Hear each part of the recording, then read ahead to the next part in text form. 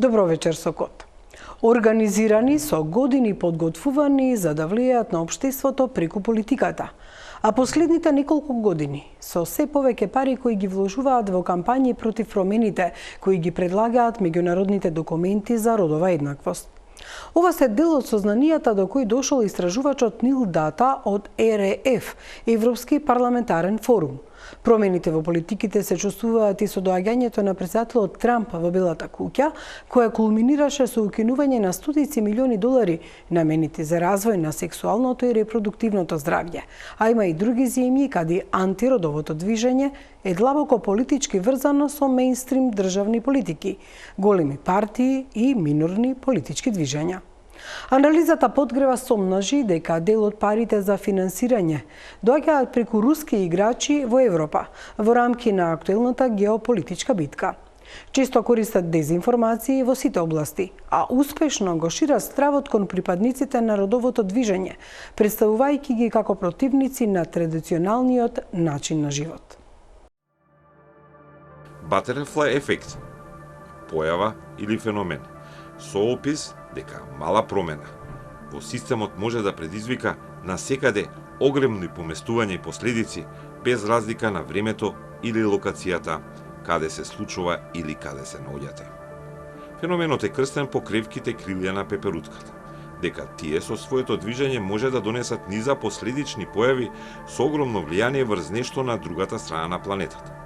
Иако не личат на пеперутка, подписите на Доналд Трамп во Белата куќа во Вашингтон донесоа низа огромни последици низ целиот свет, особено за онаа помош која споделуваше Америка преку USAID.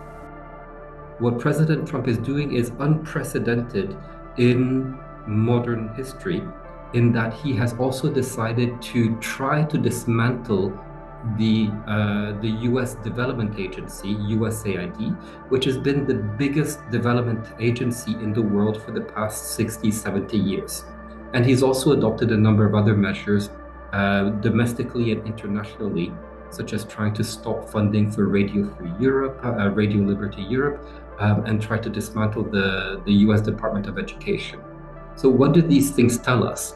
It shows that the current administration is engaging in a global retreat of advancing gender equality, the right to education, human rights, and democracy around the world. Во Македонија, без проекти составени од стручна помош и донации во предмети, средства и пари, останаа државни институции, општини, училишта и болници и невладини организации. Во јавната дебата многу ретко ќе слушнете за загубите на државните и општинските власти, но за последните, граѓанските организации се споделуваа ликување и аплаузи. Особено во оној дел кој сигурно нема да се врати од администрацијата на Трамп. Помош за жртвите на родово базирано наследство и за промоција на родовата еднаквост.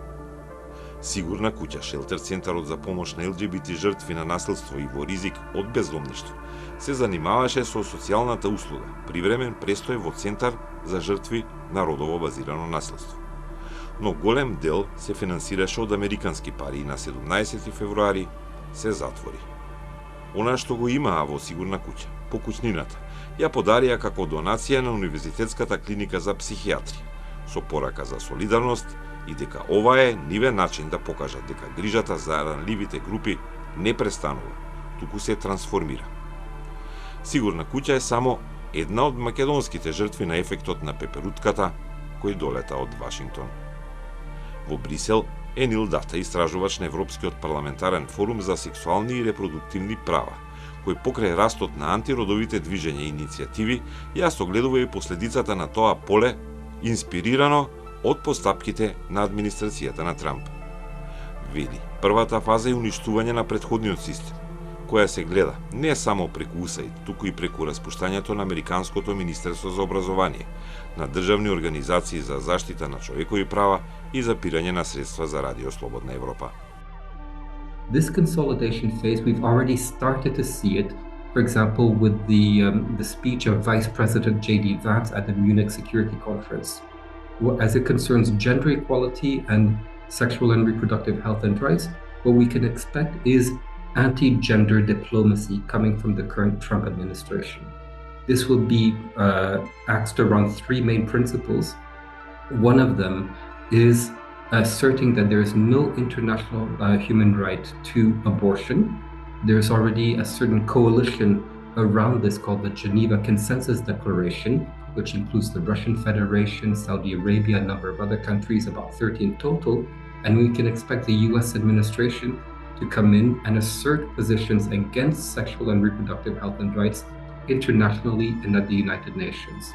Another area is that of religious freedom, asserting that the right to religious freedom is a higher order of human right, for example, of women to access healthcare that they need, for example, abortion or contraception, or for sexual minorities to be protected from non-discrimination.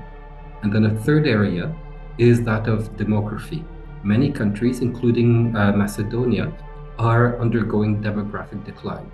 This is a very legitimate issue that decision makers have to deal with. However, it has been used by anti-rights, far-right actors in order to promote their own ideas of how to combat demographic decline. This is by forcing women to have babies, limiting their reproductive choices, and then encouraging heterosexual marriage as opposed to by limiting the rights of sexual minorities. So this is something that we can expect to happen as well. Третата фаза според Дата е создавање, креација на сосема нов систем на организации на државно делување, која ќе се потпира за поинакви теории за родот и еднаквост или за правата на жените за сопствена грижа за репродуктивното здравје. Тие движења последните неколку години се шират и во Западниот Балкан, област во која спаѓа и Македонија. Во Европа имаат и веќе етаблирани политички фактори на крајната десница. One is that anti-gender networks, those networks working against sexual and reproductive health and rights, have dramatically expanded their geographic reach in recent years and have spread to new areas where they were not really present before. One of them is the Western Balkans. And so in Macedonia, you need to see whether you have new actors present that were not there 5, 6, 10 years ago, who are advocating against women's rights, against the rights of sexual minorities. That's one thing. Secondly, when we take a look at who are the allies of these actors in Europe, okay, so we have our own group of anti-gender actors, often associated with far-right political parties. Според анализите, сумата пари која се влева во таа структура и се занимава со антиродовата идеологија, се зголемува. Во последните 5 години се дуплирале средствата кои се слеваат во овие организации. Сега фондовите за таа цел се над милиарда евра на европско ниво, вели Дата. Но не доаѓаат само од американски фондации играчи, туку како геополитичка можност. Системот се користи и од Русија, особено преку религијата и религиските врски. Their other allies are not just in Washington, but also in Moscow. So we have a whole range of different actors from the Russian Federation also supporting this idea of a traditionalist Christian version of Europe and erecting Moscow as a valid alternative to Brussels, which, according to them, would have lost its Christian faith and would have descended into a degenerate vision of what Europe is, based on liberal values, human rights, and then LGBT rights here and there. And Russia would stand as an alternative to this position. And so we have Macedonia here, who may have domestic actors operating in this field to try to undermine human rights in sexuality and reproduction, and looking both east and west, and they will find allies and funding that may help them in this regard. Анализите на Нил Дата и Европскиот парламентарен форум покажуваат дека за успехот на ширењето на овие идеи голема заслуга има употребата на дезинформација и медиумската неписменост на граѓаните, кои информациите од професионални медиуми ги менуваат за шпекулации и лажни вести кои се шират брзо преку социјалните мрежи. Од некаде далеко, ама како ефект на пеперутката, носат последици на секаде.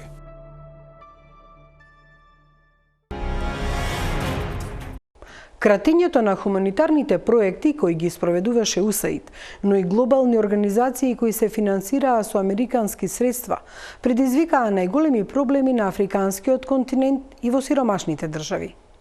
Најмногу се крати согласно политичката агенда на десницата, на младински политики и проекти за репродуктивно и сексуално здравје.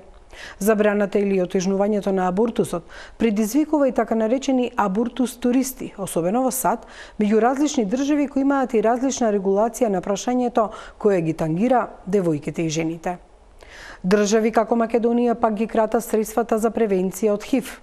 Во КОД разговаравме со Алваро Бермео, глобален координатор на Меѓународна фондација за планирање на семејството ИППФ.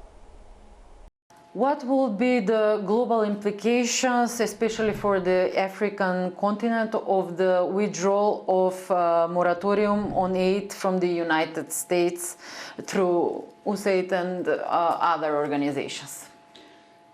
The cuts are very big, so the impact is going to be huge. And it's going to hit very many different areas. So I'm going to focus just for a minute on the ones I know best, which are the impact on health and on the rights of women and girls there. So there are a lot of health budgets in Africa that are very dependent on US money. For some countries, 60% of their health budget comes from aid. So they're not going to be able to fill that gap. It is just impossible, whatever people say. So what are we going to see? We're going to see HIV infections come back up. We're going to see HIV becoming more resistant to the treatments that we have. We're going to see tuberculosis coming back up. We're going to see the collapse of vaccination programs, of immunization. So we'll see epidemics of vaccine preventable diseases coming back. And we're going to see also an increase of maternal deaths, of unwanted pregnancies, because there won't be contraception accessible.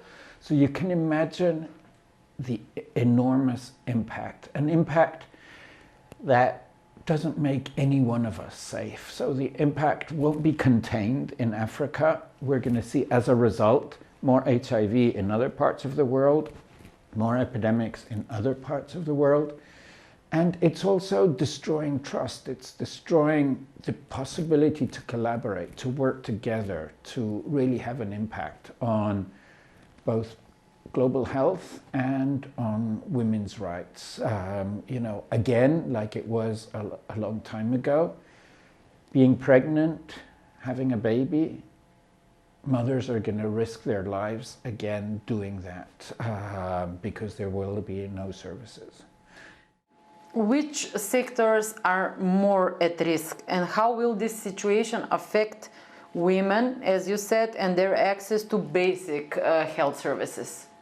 Look, of the basic health services, everything is affected. A lot of healthcare workers, a lot of commodities, the products that have to be in those clinics, they get there because of programs that used to be funded by USAID.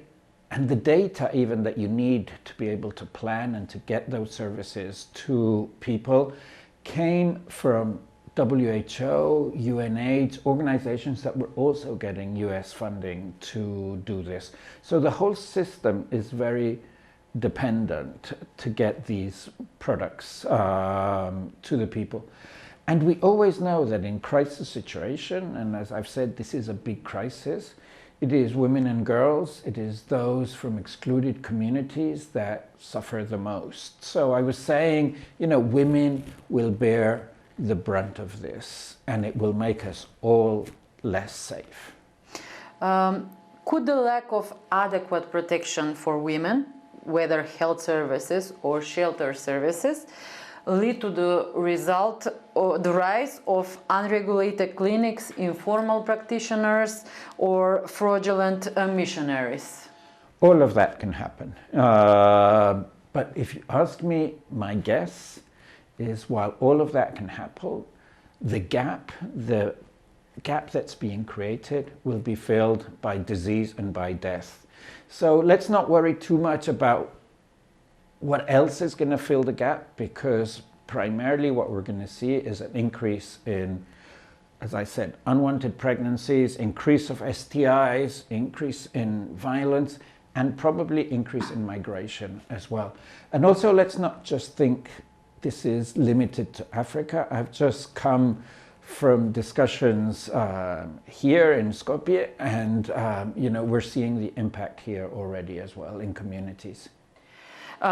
You said you are in North Macedonia now. This year, the national budget has cut funding for HIV protection and medication. What is the global trend in budgeting for HIV-related programs? So we've had for decades now an increase in funding. When you looked at the global picture, a significant increase, and we need to thank donors, private sector, national governments, local governments as well for that increase. And as a result, we've seen the epidemic in most places go down, the deaths go down. Now that is going to be reversed because, like we've seen here, other countries are also cutting. And it's particularly sad, angering that we're doing this at a time when we've just got new prevention technologies, new injections that will stop the epidemic in its tracks, that we could really break the back of the epidemic. And just as we have that coming out, the funding goes backwards, and then we're going to see the epidemic come back. It really is a disaster. One of the most affected regions is Palestine. What is your role there and the support that you provide in this part of the world? Well, IPPF works in every country with national organizations. So there is one organization, Planned Parenthood Federation of Palestine, that is working there. Its clinic got flattened by bombs on the 8th of October. However, the healthcare workers that were there, the midwives, the nurses, the doctors have continued, even as they themselves had to be displaced. Some of them died. We lost some staff. They have continued providing services in what can't be defined in any other way, that war crimes targeting healthcare workers and aid workers. So they have suffered a lot, but the services, as much as they can in heroic conditions, are continuing, and we're very proud to continue to support them. I think it is a question on all of our humanity that we allow that to continue. What are the biggest challenges faced by young people, and I mean by the age of under 25, considering that your organization also focuses on youth? Our organization works a lot with young people, and we're seeing not just cuts in funding for young people, but also, if you want, a reaction or a division between those who, I think every parent wants the best for their children. But some people think that you can achieve that by informing them, by making sure that they learn, for example, about how to interact with other people, how to relate to them. They learn about relations, they learn about sexuality. Others think it's best to keep them ignorant and in the dark and to fill their head of fear. That science has been very clear. That doesn't work. What happens is that they learn through social media and through porn the worst side of sexual relations, and that if we bring that into schools, if we connect it to services, and if they have hope that they can find jobs, that's by far the better reality. It is a very difficult time for young people right now, and we've seen since COVID sort of how that is affecting their mental health. I'm very happy to have just come from seeing a pioneering service here in Skopje provided by HERA, which is providing mental health support for young men. That is pretty new, and we've seen there's an enormous demand for that. One of the challenges that young people face in the country is the lack of reproductive and sexual health problems or measures. How can this be actually addressed? Well, it is realizing that if we want to keep safe, and I think everybody wants to keep young people safe, then we need to educate them. We need to help them access the right information at the right age-appropriate information. And we need help of schools and teachers to do that. So youth peer education has a role, but also the school curriculum needs to educate in this.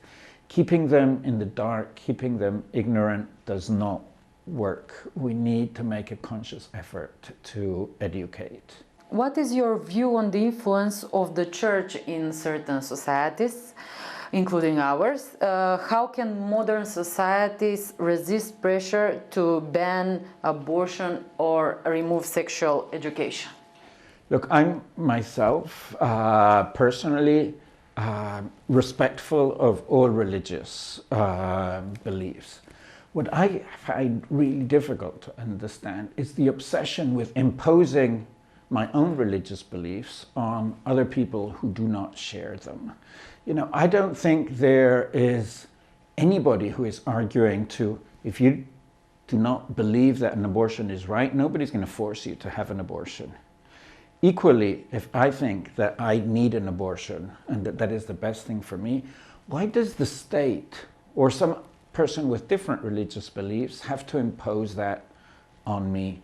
I think we need to respect religion's beliefs, but also the church needs to respect that not everybody shares those, and that some decisions like abortion are a private decision between a woman or a couple and the doctor. It's not for the state to force anybody to carry to term a pregnancy that they don't want. What has been your experience working in countries with far-right governments or under the influences of such political ideologies globally? Look, IPPF, we work in 149 countries. We have governments of every color, of every tendency. We have governments that are very supportive. We have governments that are very restrictive. But we're able to work in most governments, in most countries, in nearly all countries, because people understand that women and girls need services. We're even able to work in some of the most challenging governments, places like Afghanistan, for example, or places with far-right governments. We also need to understand that women will seek services, including abortion services, whether they are legal or not. Banning some services doesn't stop them from happening. It just makes them more unsafe. If you understand that, and many governments understand that, then you can find a way of collaborating, of providing services in a way that's respectful. Can the influence of Trump-era policies, both in the US and globally, be breached or reversed? If so, how? We're seeing huge impact everywhere. I've just come back from, hearing how shelters for LGBTQI people have closed here in Skopje, how legal aid has been terminated because cuts of USAID funding. Can that be reversed? I think it can be reversed. It can be reversed through global solidarity, but I think we've got a lot of work to do to go back to the communities, help communities organize, and in a way we've got to win the street again. So people's hearts and minds needs to be won again, so people understand that it's through collaboration, through solidarity, that we will be free, and that for me to be free, the other people have to be free again. If we understand that, I think we will overturn some of these things that the far right, in this case from the US, is trying to impose on us. Thank you for this interview. Thank you. Thank you, Maria. Really appreciate it. Пред 8 години на Малта, во напад со поставена бомба, беше убиена новинарката Дафне Галиција. Работеше на истражувања за корупција на политичката елита, а случајот се уште не е расветлен до крај и се уште не се осудени нарачателите кои доаѓаат од политичките кругови. Иако загината и убиена во злосторство кое ја шокираше Малта и цела Европа, Дафне не успеала да се спаси од граѓански тужби од оние за чија корупција пишувала новинарски истражувања, раскажува во интервју за KOD нејзиниот син Метју Кариана Галиција. Тој се сеќава и на други напади врз неговата мајка и семејниот дом, бидејќи Малта, како традиционално општество раководено главно од мажи, не можеше да ги проголта откритијата на храбрата новинарка. Метју сега ја води фондацијата која го носи името на Дафне Каруана Галиција, храбра жена и новинарка, и во која покрај новинарски обуки се нуди и финансиска и правна помош на новинарите кои се подзакани одмокници, кои се главни ликови во новинарските истражувања. Видете го ова интервју. Дафне Ан Каруана Галиција имаше 53 години кога во октомври 2017 беше убиена со подметната бомба во нејзиниот автомобил. Безкомпромисна, храбра жена, новинарка која се бореше против корупцијата на највисоко ниво. Целата кариера се борела и со стереотипите за жените во општеството во Малта. Во нејзиното убиство беа вклучени гангстери, платени убици, политички актери од владата и милионери од островот Малта. Правниот систем уште не го реши случајот до крај. Нејзиниот син Метју Галиција, исто така новинар по професија, ја води фондацијата која го носи името на храбрата мајка.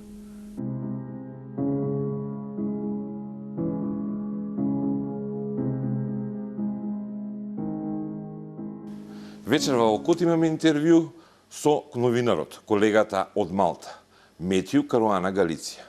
Тој ја води фондацијата Дафне Каруана Галиција, наречена и направена во чест на неговата мајка, која настрада пред 8 години, кога беше убиена во напад со поставена бомба. Метју, благодарам што си вечерва со KOD. Би сакал да те прашам каква е улогата на фондацијата, на што се однесува и што работите во рамки на таа фондација, во рамки на новинарството. The foundation was created as a response to the assassination of my mother in a car bomb attack in Malta in 2017. She was a unique personality, and we can in no way ever replace her. But what we wanted to do was protect people who are doing the same thing that she is doing, speaking up against corruption, investigating corruption, speaking up for human rights, for democracy, and do whatever we can to ensure that people who do that are not subjected to the same kind of attacks that my mother was. We also do our own investigative work. We support investigative journalists, both in terms of protecting them against vexatious litigation, but also with information that can help them in their investigations, coordination, financial support, and so on. We also have an arm of the organization that employs lawyers, and those lawyers engage in litigation on behalf of the foundation or on behalf of people who are victims of corruption or failures of the state. So we really do a lot. And of course, there is the primary mission of the organization, which is full justice for my mother. There are trials which still have to start. So people are being held in custody or being held in preventive custody. One is out on bail, and they are awaiting trial for the murder. Она што го слушаме за овие речиси 8 години, тоа беше заговор да биде ликвидирана и убиена вашата мајка. Заговор за организација на тоа. Of course, yes. I mean, there was a plot. It was premeditated. It was the definition of a premeditated murder with a remotely detonated car bomb. One major issue that we have is that the rule of law in Malta is still very weak. The criminal proceedings are very weak in nature, in structure, subject to all kinds of delays which the defense are able to impose. The court system is extremely disorganized, has major problems, a lack of funding, a lack of knowledgeable people, and an enormous lack of interest on behalf of the government in Malta in ensuring that we have a functioning and efficient court system. Because for the party in government to have a very weak judicial system, to have a very weak criminal justice system as well, is something which works in their short-term interest. Because there are corrupt people in government, or corrupt people who have been in government in the same political party, who have an interest in proceedings against them being stalled or being weakened or being lost entirely. One of the first things that a corrupt government will try and do is weaken the justice system even further. And this is what the political party in government in Malta has done. Гледаме дека истрагата уште не е готова и дека се уште се водат судски процеси. Значи, осудени беа само извршителите, така наречените хитмени, платените убийци, додека другите организаторите, оние за кои известуваше вашата мајка, се уште не се зад решетките, односно не се осудени. The person who is accused of being the mastermind is a man called Jürgen Fenech. He is one of the wealthiest people in Malta. He's very close to the political party in government. He financed their propaganda even after the murder. And he has just been released from preventive custody since he has been in custody for so long. This is a factor of the justice system in Malta being so weak and so bad that they had to release him from custody because the trial hasn't started yet. So right now he's out in the street even though he is accused of murder. My mother was investigating him for bribery involving the most senior people in government in Malta. There was a lot of pressure on my mother before the assassination. Може би пред нападот тие дополнително провоцираа лош однос во општеството кон неа. Yes, there was an orchestrated campaign of harassment targeted at my mother. Libel suits by the same small group of people, propaganda on the television and radio and social media of the political party in government. Lots of harassment in that way. It was very targeted, aimed at isolating her. Во вашето предавање кое одржате пред младите новинари тука во Македонија, рековте дека и по смртта на вашата мајка продолжиле така наречените слаб тужби од тие лица кои некои се инволвирани нели во нејзиното убиство, а за некои известувала во рамки на нејзината работа како истражувачки новинар. Докаде се тие постапки? After her death they continued, including the Prime Minister. He continued with a lawsuit against my mother after her death. My family then inherited the lawsuits automatically. Слушнав многу од нив се веќе отфрлени. Yes. Но има уште тужби. Yes, the one of the former Prime Minister. Тоа е тужба од поранешниот премиер. Yes, exactly. Yes, he's still suing my mother, even though she's dead. Joseph Muscat is his name. Тој бил премиер во тоа време. Exactly.